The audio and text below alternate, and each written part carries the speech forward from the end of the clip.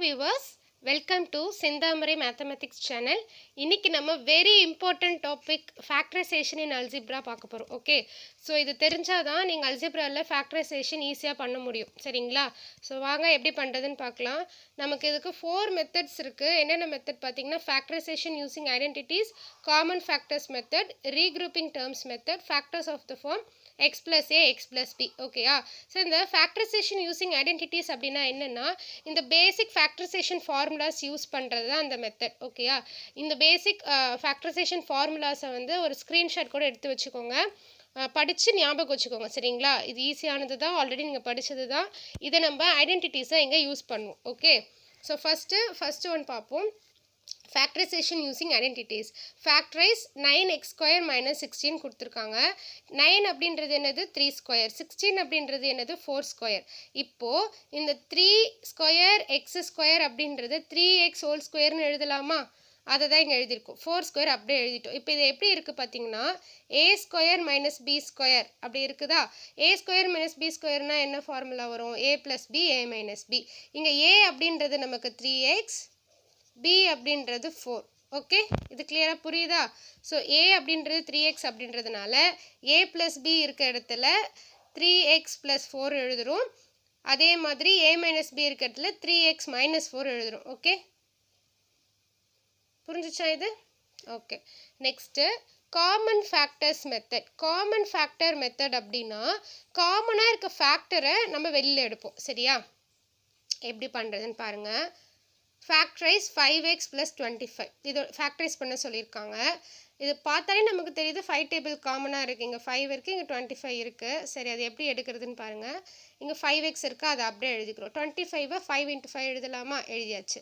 இங்கேயும் 5 இருக்குது, இங்கேயும் 5 இருக்குது. ஸோ காமனாக 2 5 வெளில எடுக்கலாமா? ஸோ 5 வெளில எடுத்தாச்சு. ஸோ ரிமைனிங் ஃபர்ஸ்ட் டேர்மில் x இருக்கும், செகண்ட் டேர்மில் 5 இருக்கும். So 5 × x + 5. Okay, so factorisation using common factor method இப்படி தான் பண்ணுவோம். இங்கே நம்பர் மட்டும் இல்லை, வேரியபிள் இருந்துச்சுனாலும் நீங்கள் காமனாக வெளியில் எடுக்கலாம். ஓகே, காமனாக வெளியில் எடுக்கிறது common factor method. Next regrouping terms method. Regrouping of terms மெத்தடில் என்ன பண்ணுவோன்னா ஃபேக்டரைஸ் பண்ணும்போது நமக்கு வந்து எல்லாமே மாறி மாறி இருக்கும், நம்ம அதை ரீக்ரூப் பண்ணுவோம். அதனால தான் இது ரீக்ரூப்பிங் டேர்ம்ஸ் மெத்தட் சொல்கிறோம். இங்கே இது ஒன்றுமே நமக்கு டேர்மு, இது ரீக்ரூப் பண்ணுறதால தான் இதுக்கு இந்த நேம் வந்திருக்கு. சரியா? இப்போ இங்கே பாருங்களேன், 4xy + 3 + 3y + 4x இருக்குது. நம்மளால் இது ரெண்டுத்துலேருந்தோ இதில் இது ரெண்டுத்துலேருந்தோ காமனாக ஏதாவது டேர்ம் வெளில எடுக்க முடியுமா? முடியாது. நம்ம என்ன பண்ணணும்னா நமக்கு எப்படி காமனாக வெளில எடுக்க முடியுமோ அந்த டேர்ம் எல்லாம் ஒன்றா சேர்த்து எழுதணும். இப்போ இங்கே 4xy இருக்குது, இங்கே 4x இருக்குது. இது ரெண்டுத்துலேயும் 4x காமனாக இருக்கா? அதனால தான் இந்த 4xy கூட 4xை குரூப் பண்ணிக்கிறோம். அதே மாதிரி 3 + 3y குரூப் பண்ணால் 3 காமனாக வெளில எடுக்கலாம். ஓகே, இப்போ பாருங்கள், 4xy + 4xல 4x காமனாக வெளில எடுத்துட்டோம்னா ஃபஸ்ட் டேர்மில் y மட்டும் இருக்கும், செகண்ட் டேர்மில் 1 இருக்கும். இது ரெண்டுத்துலேயும் 3 காமனாக வெளில எடுத்துட்டா ஃபஸ்ட் டேர்மில் இந்த டேர்மில் y மட்டும் இருக்கும், இந்த டேர்மில் 1 இருக்கும். ஓகே, இப்போது இது ஒரு டேர்ம், இது ஒரு டேர்ம். இந்த ரெண்டு டேர்ம்லேயே எது காமனாக இருக்குது? y + 1. அதை காமனாக வெளில எடுத்துடுறோம் அந்த ஃபேக்டரை. ஓகே, ரிமைனிங் ஃபஸ்ட் டேர்மில் 4x இருக்கும், செகண்ட் டேர்மில் 3 இருக்கும். So 4x + 3 × y + 1. ஓகே, இது கிளியராக புரிஞ்சிருக்கும்னு நினைக்கிறேன். நீங்கள் இதை பண்ணும்போது இன்னொன்று ஞாபகம் வச்சுக்கணுன்னா, இங்கே கிடைக்குது பார்த்தீங்களா, இந்த டேர்ம் ரெண்டும் ஈக்குவலாக வரா மாதிரி இங்கே கண்டுபிடிக்கணும். அப்போ தான் இந்த ரெண்டு டேர்மையும் காமனாக வெளில எடுத்துகிட்டு இது ரெண்டுத்தையும் எழுத முடியும்.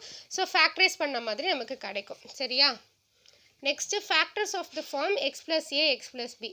இப்போ வந்து ஒரு குவாட்ராட்டிக் ஈக்குவேஷன் நம்ம கொடுத்துருந்தாங்கன்னா இந்த மெத்தட் நம்ம பண்ணுவோம். எப்படி பண்ணுவோன்னு சொல்கிறேன் பாருங்கள். ஃபஸ்ட்டு இருக்கு இல்லையா லீடிங் கோஎஃபிஷியன்ட், அதாவது ஹையஸ்ட் பவர் வேரியபிளுடைய கோஎஃபிஷியன்ட், அதையும் கான்ஸ்டன்ட் டேர்ம் அந்த சைனோட மல்டிப்ளை பண்ணிக்கணும். மல்டிப்ளை பண்ணால் -8 வருமா? எக்ஸோடைய கோஎஃபிஷியன்ட்டை கீழே இங்கே 7 எழுதணும். இது ரெண்டுத்தையும் மல்டிப்ளை பண்ணது இங்கே எழுதணும், எக்ஸோடைய கோஎஃபிஷியன்ட்டை கீழே எழுதணும். இப்போ நம்ம ஓகே என்ன பார்த்தீங்கன்னா, இங்கே போடுற இந்த ரெண்டு ஃபேக்டரியும் மல்டிப்ளை பண்ணால் -8 கிடைக்கணும், ஆட் பண்ணால் 7 கிடைக்கணும். ஓகே, ஸோ அப்படி இருக்க ரெண்டு ஃபேக்டர்ஸ் தான் நமக்கு இங்கே ஃபேக்டர்ஸாக வரும். ஓகேயா? இப்போது ஃபேக்டர்ஸ் ஆஃப் 8 ஃபஸ்ட்டு எழுதிக்கணும். இது எப்படி இங்கே என்ன நம்பர் வரும்னு நம்ம கெஸ் பண்ண முடியாதுல்ல. ஸோ ஜென்ரலாக எப்படி இது ஃபர்ஸ்ட்லேருந்து கண்டுபிடிக்கணும் அப்படின்றத சொல்ல போகிறேன். ஃபேக்டர்ஸ் ஆஃப் 8 என்னது? 1 2 4 8. ஃபேக்டர்ஸ்னால் ஒன்றும் இல்லை, எந்தெந்த டேபிள்னால் 8 வரும்னு பாருங்கள். 1 டேபிள் 2 டேபிள் 4 டேபிள் 8 டேபிள் அவ்வளோதான். இதை ஃபேக்டர்ஸ்னு சொல்லலாம், இல்லை டிவைசர்ஸ்னு சொல்லலாம். சரியா? ஓகே. இப்போது 8 நமக்கு எப்போ கிடைக்கும்? 1 2s பண்ணால் 8 கிடைக்குமா? கிடைக்காது. 1 8s பண்ணால் கிடைக்கும், 2 4s பண்ணால் கிடைக்கும். அதனால தான் 1 × 8 8 கிடைக்குது, 2 × 4 8 கிடைக்குதுன்னு எழுதியிருக்கோம். ஸோ இந்த 2 நம்பரையும் எடுக்கலாம், இல்லை இந்த 2 நம்பரையும் நம்ம எடுத்துக்கலாம் அப்படின்னு எழுதியிருக்கோம். ஒருவேளை நான் இங்கே 2 and 4 நான் எடுத்தேன்னா 2 4s 8, மைனஸ் இன்ட்டு ப்ளஸ் தான் மைனஸ் வரும். ஸோ ஒன்று ப்ளஸ் ஒன்று மைனஸ் நான் போட்டுக்கிறேன்.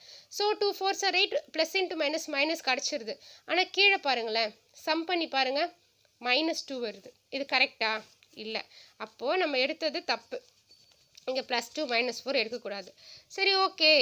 இங்கே வந்து -2 எடுத்துப்போம், -2 +4 எடுத்துப்போன்னு பார்த்தாலும் இதை நீங்கள் ஆட் பண்ணிங்கன்னா +2 தான் கிடைக்குது. இது கரெக்டா? இல்லை, இதுவும் கரெக்ட் இல்லை. சரி, அப்போ நம்ம 4 and 2வே எடுக்க முடியல. நீங்கள் 4 and 2 எடுத்தீங்கன்னா உங்களுக்கு -8 கிடைக்கும். ஆனால் இங்கே இருக்க 7 கிடைக்காது. அப்போது நம்ம நெக்ஸ்ட் எது ட்ரை பண்ணலாம்? 1 and 8 எடுத்து ட்ரை பண்ணலாம். 1 8. ஓகேயா? இப்போது இதை நம்ம பாசிட்டிவாகவும் இதை நம்ம நெகட்டிவாகவும் எடுத்துக்கிறோன்னா 8 1s 8 plus into minus minus கிடச்சிருது. ஆனால் நீங்கள் இதை ஆட் பண்ணிங்கன்னா -7 கிடைக்கும். இது கரெக்டா? -7 கிடைக்கணுமா? இல்லை, நமக்கு +7 கிடைக்கணும். அப்போ இதையும் நம்மளால் ஃபேக்டர்ஸாக எடுக்க முடியாது. இப்போ பாருங்கள், அப்போ என்ன எடுத்தால் கரெக்டாக வரும்னா 8 1 8 பாசிட்டிவ் 1 நெகட்டிவ். இப்போ பாருங்கள், 8 1s 8 plus into minus minus 8 - 1 7. Okay. So இங்கே ப்ராடக்ட் பண்ணால் கிடைக்கிற நம்பர் வரணும், இங்கே சம் பண்ணால் கிடைக்கிற நம்பர் வரணும். அது மாதிரியான 2 ஃபேக்டர்ஸ் தான் இங்கே எழுதணும். ஓகேயா? ஸோ உங்களுக்கு கிளியராக புரியலை அப்படின்றதுக்காக தான் நான் இவ்வளோ பெருசாக எக்ஸ்பிளைன் பண்ணேன். நீங்கள் இதை ப்ராக்டிஸ் பண்ணிட்டீங்கன்னு வச்சுக்கோங்களேன், பார்த்த உடனே இங்கே 8 வரும், இங்கே 1 வரும், இங்கே வந்து பாசிட்டிவ் நெகட்டிவ் போடணுன்றது உங்களுக்கு தெரிஞ்சிடும். ஓகேயா? சரி, இப்போது x² + 7x - 8 x + 8 x - 1 அப்படியே இங்கே சைன் என்ன இருக்கோ அதே சைனோடய இங்கே எடுத்து எழுதிடுவோம். ஓகே. இப்போ இங்கே 1 அப்படின்ற கோஎஃபிஷியன்ட் இருந்துச்சு. இப்போ நெக்ஸ்ட் கொஸ்டின் பாருங்கள், 2x² + 3x + 1 இருக்குது. இங்கே x² கோஎஃபிஷியன்ட்டில் 2 இருக்குது. இங்கே 2 இருந்துச்சுன்னா ஒரே ஒரு ஸ்டெப் மட்டும் எக்ஸ்ட்ரா பண்ணுவோம். அது என்னன்னு சொல்கிறேன். இப்போ இந்த 2 நம்பர் இருந்தால் மல்டிப்ளை பண்ணணும்னு சொன்னேன். அப்போ எனக்கு இங்கே 2 வரும். ஓகே, இங்கே 2 போட்டுக்கணும். எக்ஸோடைய கோஎஃபிஷியண்ட்டை கீழே போட்டுக்கணும். இப்போ நம்ம என்ன பண்ணணும்? இங்கே எந்த 2 ஃபேக்டர் வரும் அது வந்துச்சுன்னா மல்டிப்ளை பண்ணால் 2 கிடைக்கும், ஆட் பண்ணால் 3 கிடைக்கும் அப்படின்னு நம்ம செக் பண்ணி பார்க்கணும். அதுக்கு நம்ம ஃபேக்டர்ஸ் ஆஃப் 2 ஃபஸ்ட்டு எழுதிக்கணும். ஃபேக்டர்ஸ் ஆஃப் 2 என்னது? 2 and 1.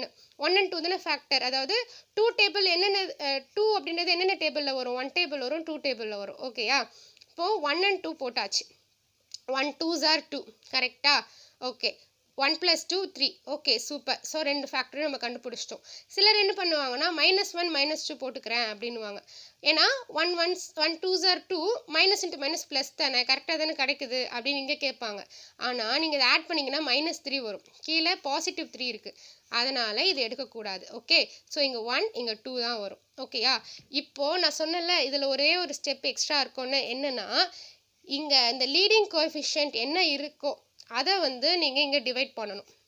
இங்கே 2 இருக்குது அப்படின்றதுனால இங்கே 2 டிவைட் பண்ணணும்.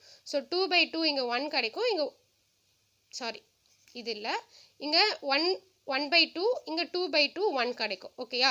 1/2 2/2. ஒரே ஒரு நிமிஷம் நான் ரேஸ் பண்ணிட்டு சொல்கிறேன். இங்கே நமக்கு என்ன கிடச்சிச்சு? 1 2 கிடச்சிச்சா? இந்த லீடிங் கோஎஃபிஷியண்ட்டை டிவைட் பண்ணணும். ஓகேயா?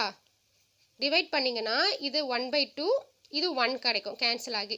அப்போ நம்ம ஃபேக்டர் பார்த்தீங்கன்னா 1 and 1/2 வரும். So x + 1 x + 1/2. நீங்கள் ஏன் முன்னாடி இதுக்கு பண்ணலன்னு கேட்டிங்கன்னா, முன்னாடி இதுக்கும் நம்ம பண்ணுறோம். எப்படின்னா இங்கே 1 தானே இருக்குது, இங்கே நான் 8 / 1 போட்டாலும் 8 தான், -1 / 1 போட்டால் -1 தான். அதே நம்பர் தான் வரப்போகுதுன்றதுனால அதை எக்ஸ்பிளைன் பண்ணாமல் அப்படியே சொன்னோம். இதை நான் எக்ஸ்பிளைன் பண்ணிட்டு இதை சொன்னேன், இன்னும் கிளியராக புரியும்னு நான் வெயிட் பண்ணேன். ஓகேயா? இப்போ பாருங்கள், இந்த லீடிங் கோஎஃபிஷியன்ட் என்ன இருக்கோ அதை வந்து நீங்கள் இங்கே டிவைட் பண்ணணும். ஓகேயா? ஸோ இது எல்லாமே உங்களுக்கு கிளியராக புரிஞ்சிருக்கும்னு நினைக்கிறேன். உங்களுக்கு இது ஒரு ஒர்க் அவுட் ப்ராப்ளமாக கொடுக்குறேன். இந்த ப்ராப்ளமை ட்ரை பண்ணிவிட்டு ஆன்சர் என்ன கிடச்சிச்சின்னு கமெண்ட்டில் சொல்லுங்கள். ஓகே. இந்த 4 மெத்தட்ஸும் உங்களுக்கு புரிஞ்சிருக்கு அப்படின்னா இந்த சேனலை லைக் பண்ணிக்கோங்க. இது மாதிரி வீடியோஸ் நீங்கள் பார்க்கணும் அப்படின்னா சேனல் சப்ஸ்கிரைப் பண்ணிக்கோங்க.